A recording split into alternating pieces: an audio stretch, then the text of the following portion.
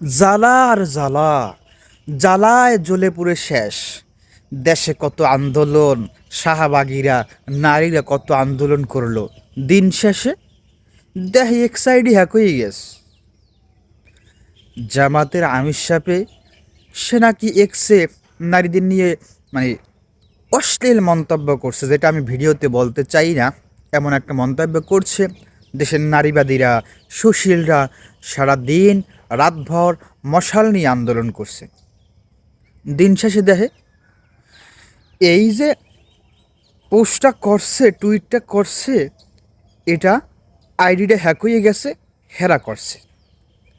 বলছি না, দেশের কিছু মানুষেরা মুখিয়ে থাকে যে ইসলামবাদীরা কোন কাল দিয়া কোন সময় কি বলল সেটা নিয়ে আন্দোলন করার জন্য। আসলে ভাই আমাদের বিশ্বাস আছে কোন লোকটা কোন কথা বলতে পারে। জামাতের আমির সাহেব এত সচেতন লোক, সব কথা হিসাব করে বলে কোন কথাটা বলা যাবে, কোন কথাটা বলা যাবে না। ওই লোকটা হুট করে তার মুখ থেকে এমন একটা অশ্লীল কথা বলবে, আসলে সেটা বিশ্বাসের যোগ্য না। কিন্তু ওই যে শাহবাগীরা মুখিয়ে থাকে। জামাতের আমির সাহেব মনে হয় এই কথাটা বললো, কিন্তু বলে নাই ভাই, আইডি হ্যাক হয়ে গেছে।